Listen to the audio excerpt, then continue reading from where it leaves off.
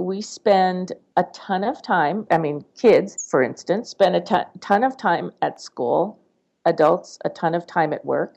And in our society, work and school are supposed to look a certain way. And that way is not conducive to an ADHD brain. And so we are considered disruptive, troublemakers, out of control, that sort of thing, because we don't just sit still, pay attention, and shut up. Welcome to the Tilt Parenting Podcast, a podcast featuring interviews and conversations aimed at inspiring, informing, and supporting parents raising differently wired kids. I'm your host, Debbie Reber, and today's guest is ADHD coach Margit Luria.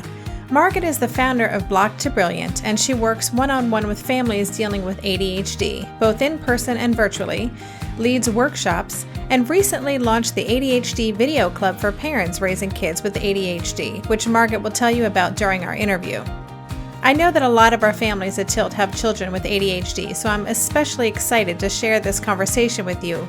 Margit herself has ADHD, and her perspective on the gifts that come along with this diagnosis is so positive and refreshing.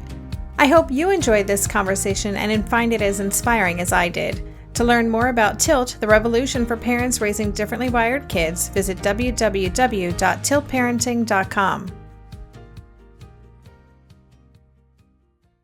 Hello, everyone. It's Debbie Reber here with the Tilt Parenting Podcast, and I'm very excited to be bringing Margit Luria to the show today. Margit is an ADHD coach and ADHD positive discipline trainer, a 30-year kindergarten through college teacher and specialist in parenting and teaching Awesome students. I love that phrase. And the author of several books about ADHD, including Getting Schooled, 102 practical tips for parents, teachers, counselors, and students about living and learning with ADHD, and How to Train Your Parents in 6.5 Days. I'm very curious about that title as well.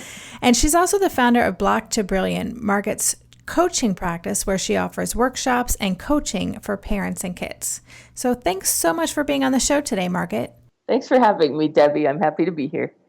So we have a lot of families in the Tilt community who are dealing with ADHD, including mine, and we also have a lot to talk about today. So let's just dive in and we'll see how much we can get through today. Sure. I always like to start these conversations by kind of going back to basics. And because there's a lot of listeners who might be very familiar with ADHD, there are also a lot of families who are probably at the very beginning of their journey and just discovering what ADHD is and how it might impact their children and family. So I was hoping we could just start by simply defining what ADHD is. So how do you define it? And maybe you could also tell us, is there a difference between ADD and ADHD? Because we kind of hear those terms interchangeably used. Yeah. So depending on who you talk to, my definition of ADHD is it's a brain difference. So it's been documented that our brains, because I have ADHD also, that our brains are different than other brains, neurotypical brains. I suppose if you spoke to, there's two camps really, so some of them it's a brain difference and it's a gift and it's wonderful. And then it's a brain difference and it's a disorder and it's a pain in the butt. So, if you talk to a scientist, you're going to get a better explanation, but I happen to have a ridiculously positive Pollyanna view of ADHD because having worked with kids with ADHD for so long, both as a teacher and a coach, I really see what can happen when kids are, what's the word? I don't want to say intervention like a drug intervention, but an intervention in the sense of somebody comes in and helps the family. Somebody who understands ADHD helps the family to see what's possible and how to reach the kid or the teen. And when that happens, all of the negativity that you hear about, especially among adults who have been diagnosed as adults, that stuff goes away. Yeah, and actually I watched a video on your site and you mentioned that you were diagnosed as an adult, I think when you were, was it 23? 23, yeah. Yeah, and you said you were one of the first adults to be diagnosed Yeah. with ADD. Yeah. And regarding the name ADHD and ADD, so it's gone through a bunch of iterations. When I was growing up, it was hyperactivity, hyperkinesis. And when I was diagnosed, it was actually called minimal brain dysfunction. Wow. So, Yeah, yeah. interesting name. So, yes, there was a period of time where it was minimal brain dysfunction, and then it went to ADD, which makes sense because it's attention deficit disorder. And so they would say ADD with hyperactivity or without hyperactivity, and then it turned into ADHD. And so now people say, something like my child has ADHD without hyperactivity. So it's to me it's what's in vogue. Right now, people are saying ADHD. 10 years ago, it was ADD. So who knows what it's going to be in 10 years from now. Yeah, and I know there are also differences. There's, an attentive type and hyperactive and, all these kinds of different ways that it can present. So maybe, would you mind sharing with us what some of the quote unquote symptoms are, or more accurately, Markers. what does it actually look like in a child who has ADHD? So the party line, the official line about the symptoms, the markers for ADD and ADHD are inattention, but some people call it selective attention. So it could be inattention or hyperfocus, which, yeah, makes more sense. Because a lot of people will say, well, my child can focus on video games, coding, football. So I don't think he has ADD. And it's like, okay, that's one of the hallmarks. So there's selective attention, distractibility, which, a typical thing you would see is somebody who moves their head a lot, like is constantly looking up or looking to the side to see what's going on. That's really a typical sign. Impulsivity, which my experience is that the impulsivity is nonviolent, and in younger kids it might be a bit harmful. A kid might hit another kid in a younger kid, like 3, 4, 5. But if your child is like 6 or 7 or 8 or 9, and there's some violence or aggression going on, it may be something in addition to ADHD, or it may be something different than ADHD. But impulsivity, this is the best decision in the world and I must do it right now, kind of thing. And then ADHD, if they have the hyperactivity component, can look like anything from picking at themselves, scratching, which kind of sounds like another condition, but it's just a sort of a repetitive motion.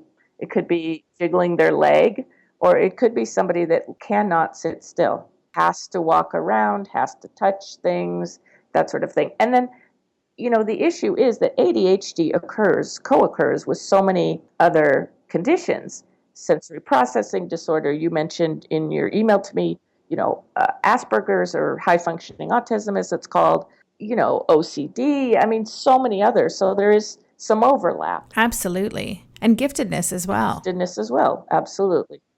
Yep. Yep. Yeah, I think that's one of the confusing things for so many people, when they're first looking at an assessment and they get this feedback. When we first had Asher assessed, I think he was 5 at the time, and he was given some preliminary diagnoses of ADHD and pervasive developmental disorder not otherwise specified. What a great name that is. And basically, the woman who presented these diagnoses to us said that technically speaking, you can't have both of these things, that they kind of cancel each other out, which made no sense to me. But if you look now, if you look at the markers for ADHD, you look at the markers for Asperger's, you look at the markers for giftedness, they're almost identical across the board. So it can be super confusing for parents who are just kind of entering this world. Well, definitely. Definitely. There are some variations, but there is overlap. And there are other things that aren't conditions that can affect behavior and the whole impulsivity and the inattention. Things like going through a really bad time in the family. It could be alcoholism, it could be divorce, it could be moving a lot. So it's really important to have somebody professional do the diagnosis. I emphasize this a lot with teachers and counselors, because it's actually illegal for them to suggest that that might be what's going on. Everybody hear that? It is illegal for a teacher or a counselor or anybody at school to suggest to you that your child might have ADHD. They do it all the time. And I've had people in meetings, in conferences, say to me, but we've been teaching for 20 years. We know what it looks like. And I say, no, you absolutely have no idea what's going on. And I say the same thing to me. I mean, I would not look at somebody and just say, oh, they have ADD or ADHD. I mean, it might look similar, but I don't know. I'm not a medical professional. I am not a diagnostician. What do I know? There's so many factors that go into it besides observation. So it's really important, if you're looking for a diagnosis, to get a diagnostician to do it. Yeah, that's great. That's great. Thank you for sharing that. And I do want to talk about this later, this idea of whether or not it's being overdiagnosed, because that's something that's being discussed a lot in the media. But before we go there, I actually wanted to just shift gears for a minute to talk about the stigma of ADHD. Yeah. I wanted to talk about this because I know that it is a big issue for families dealing with ADHD that they can't really ignore. And I also think it gets in the way of families seeking out support for their kids who may have ADHD and are struggling in school. And, just personally, I think that ADHD, and this has been my experience, it's often seen as a negative. Yes. I remember in one of Asher's preschools when he was quite young, there was a child there with ADHD, and she was kind of perceived as the wild child of the group, and not in a good way. Like, that was her reputation at that age. And then when Asher was 5 and we first had him assessed, and, I mentioned we received several preliminary diagnoses, one of which was ADHD. And I have to admit, I had this negative knee-jerk reaction to that particular diagnosis. It's like I was more okay with the PDD-NOS for some reason, but the ADHD, I was like, no. So again, I think because I had this idea in my mind that kids with ADHD were hyper and out of control. So why do you think that is? Why do you think that ADHD is often seen or thought of in such a negative light? I think, frankly, it's because we spend a ton of time, kids, for instance, spend a ton of time at school, adults, a ton of time at work. And in our society, work and school are supposed to look a certain way. And that way is not conducive to an ADHD brain. And so we are considered disruptive, troublemakers, out of control, that sort of thing, because we don't just sit still, pay attention, and shut up. And, the truth is that we are not the majority. We are a minority. My big push in the world is to reframe ADHD as something awesome, something that we are the gifted ones, and just because other people don't understand us doesn't mean that we're the ones that have the problem. And my goal is that someday a parent will get a diagnosis of their child will be diagnosed with ADHD, and they'll be like, oh, this is so cool. I can't believe it. This is awesome. Because the truth is that we have the capacity, the ability to be leaders and creative geniuses and changers, game changers. But that's also a scary thing for people, So I had a client, I just want to give this example because it's adorable. I had a client, she's in middle school, she was asked to write an autobiography. And she thought it would be a great idea to write an autobiography from the point of view of a goose, which is awesome. Come on, who thinks of that? And of course, she was asked to write it again because she didn't follow the assignment. You didn't do the assignment.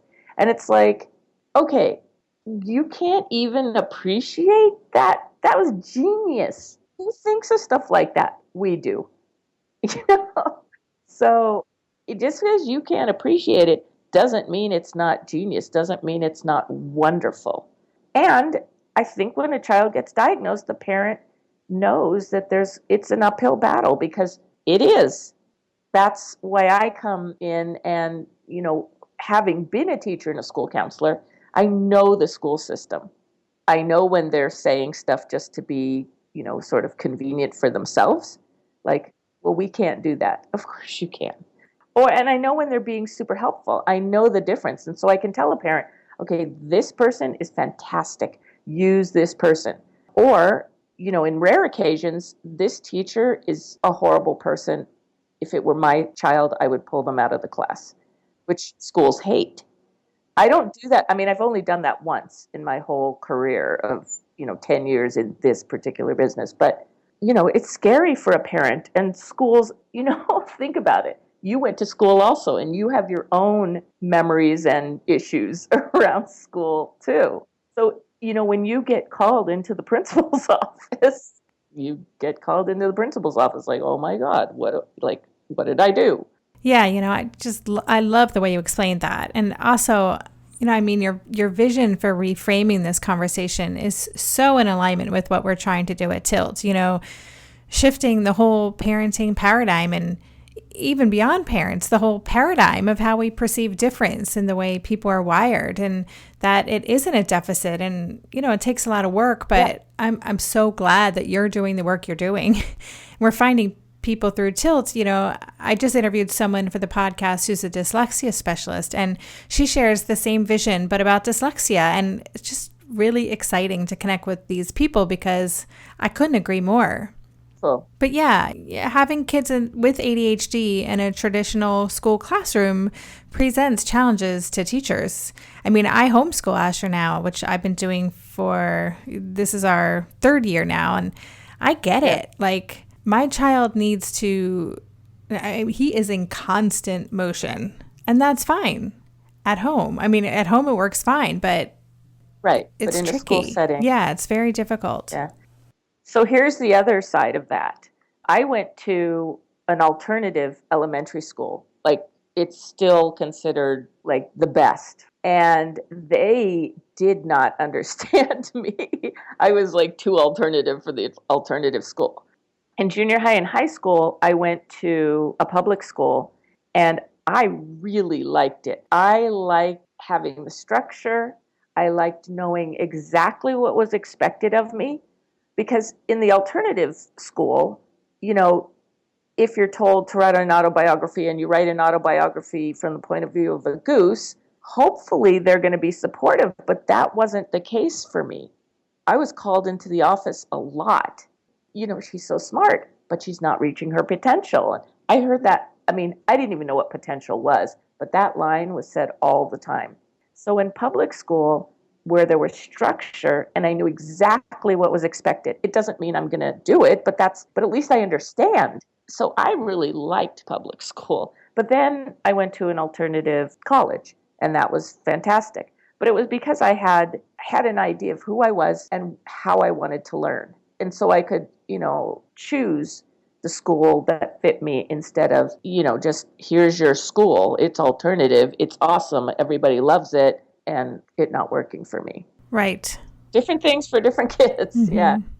Just going back to this idea of the negative stigma, that, I think it pushes parents to be either in denial about what might going on with their child, or worse, feel compelled to hide the truth because, they're afraid of judgment. Yeah. And then there's also a lot of media out there about ADHD being overdiagnosed, or articles that go viral that suggest that ADHD is a cultural thing, or something that can be brought on by poor parenting. The article that's jumping out of my mind that went viral a few years ago was in Psychology Today, and it was called "Why French Kids Don't Have ADHD." I'm sure that you read that. Yeah. That article got over 2 million likes. Yeah. And even though I think it was last fall, Psychology Today published a follow-up piece called "French Kids Do Have ADHD." Yeah. It's hard to put the brakes on those ideas that are shared so vigorously. Yes. And of course, also the follow-up piece was only like 2,000 likes versus, 2 million for the original piece. What are your thoughts about this idea of ADHD being overdiagnosed? Do you think that it's being overdiagnosed? I think it's being overdiagnosed and underdiagnosed. Say more about Yeah. that. Well, I mean, I think there are people being diagnosed who probably have other things going on. And I've seen this in my own clients. They may have ADHD, but the prevailing issue is not the ADHD, it's something else. And like you said, there is a stigma, and people are not getting their kids diagnosed because, like, I talked to somebody last week, and, her child said, "Oh no, I might have ADHD." And she was like, "Let's not jump to conclusions." And I'm like, well, that would be awesome. So it does have a negative stigma for sure. In fact, if you look at a school, we are the only people that are asked to change who we are. Foreign students, English as a second language students, are in the majority of schools, they're not asked to give up their culture. They're asked to take on additional skills for this culture. Kids in special ed, they're not asked to change. They're asked to learn additional skills. We are asked to change. We're wrong. So, yeah, I mean, a lot of it is clickbait. I can write a blog post that everybody has ADHD. People like that, all or never, and makes them feel better. I don't think everybody has ADHD because here's my reason, because everybody isn't awesome. So, so like, I'm sorry. And that's the other thing is the fact that it has the word disorder in it does not help. And I don't like it, except that legally it makes it possible for people to get accommodations. But other than that, it's not a disorder, and it's called a disorder. Yeah. Yeah. And, I don't want to talk about medication because I know it's super divisive, but I have a non-divisive answer. Okay, good. Just because what you were talking about saying that people with ADHD or students with ADHD are the only ones asked to change, it's reminding me of some schools I know of where, at a certain point, the school says, well, your child needs to go on medication or they can't continue at this school, and this is at private schools. And just to be open about it, because we're super transparent about our journey in our family.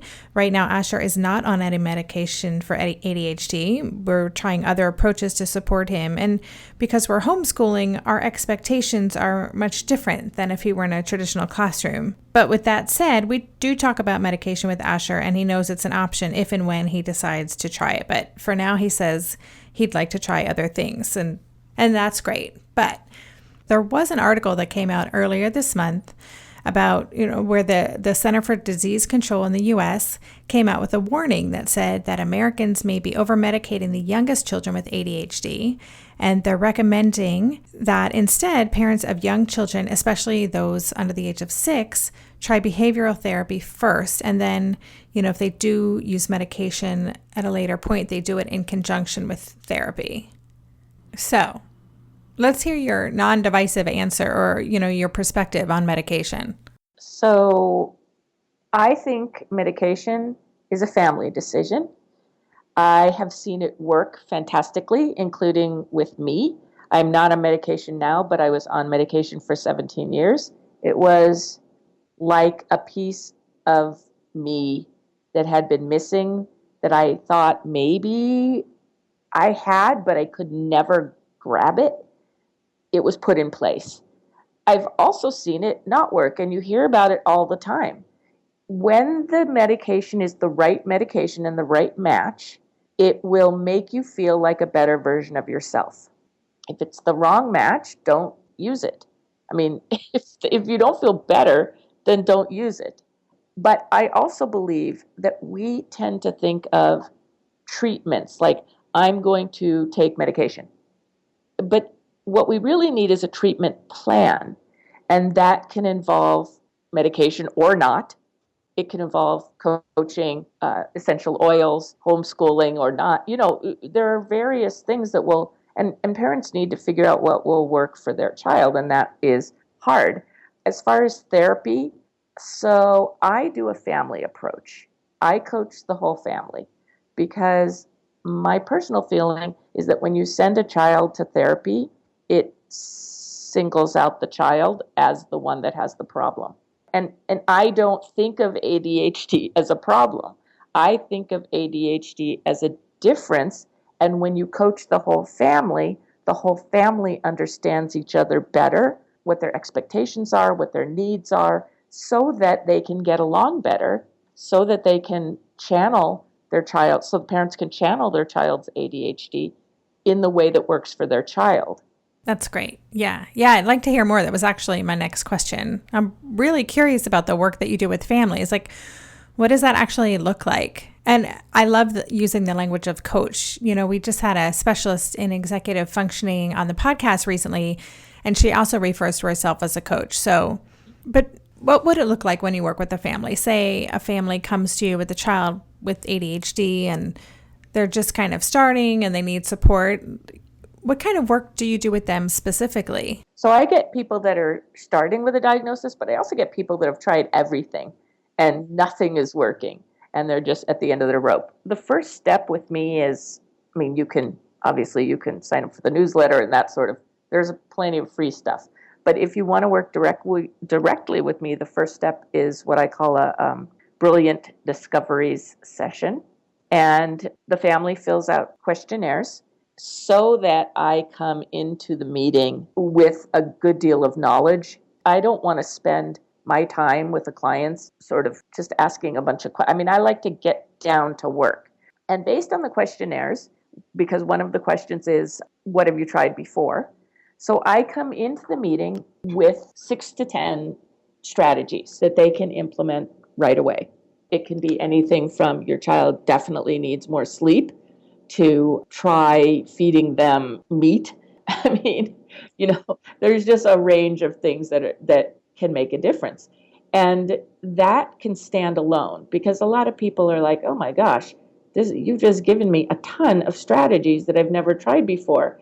So that can stand alone. If they want more access, so to speak, there's 2 levels of access. One is sort of an all Margit all the time, premier level, which I only take 2 clients at that level at a time because of the time commitment, because I'm available to them so much.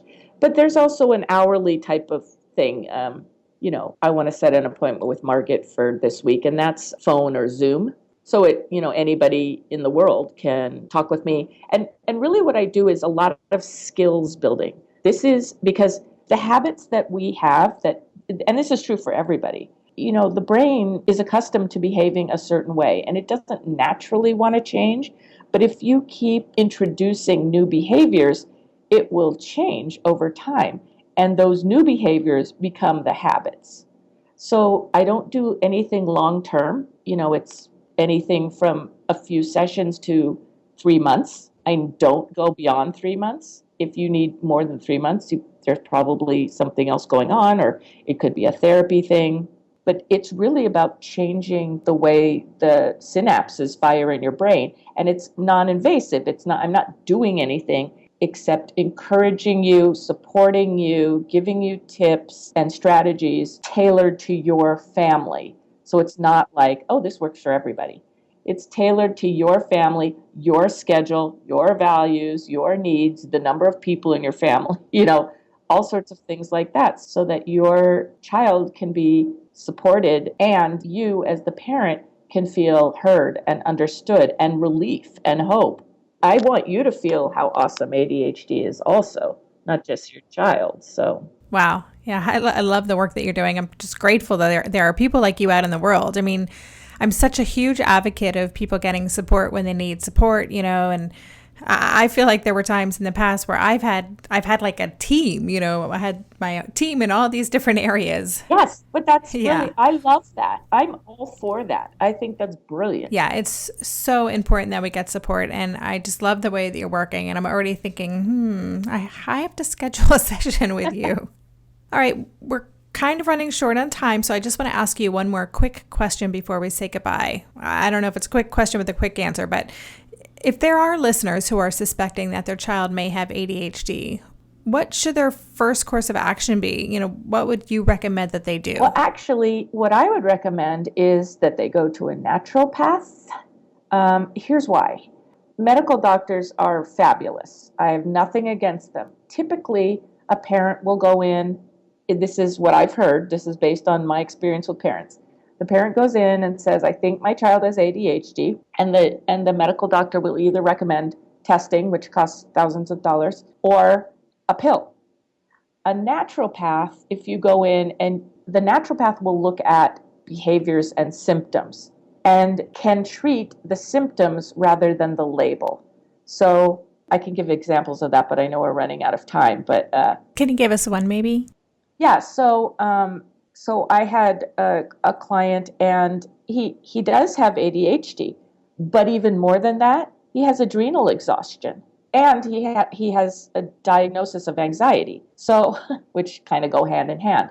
So to attribute, if you were to give him ADHD medication, it might work, but it's not going to do anything for his adrenal glands. And he's a teenager. Your adrenal glands need to work for your whole life. So they would be missing that.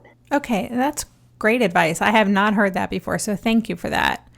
I hate to say goodbye. This has been such great information and a lot of things to think about. And obviously, we could do an entire podcast series on ADHD. We'd love to have you back on the show to talk about this some more another time.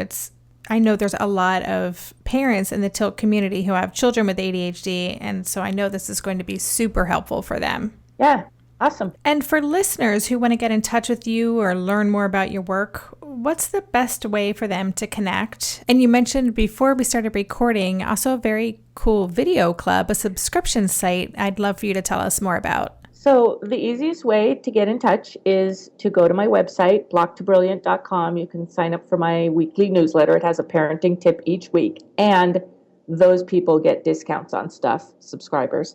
You can find me on Facebook and Twitter, Block2Brilliant, or actually Twitter is Brilliant ADHD.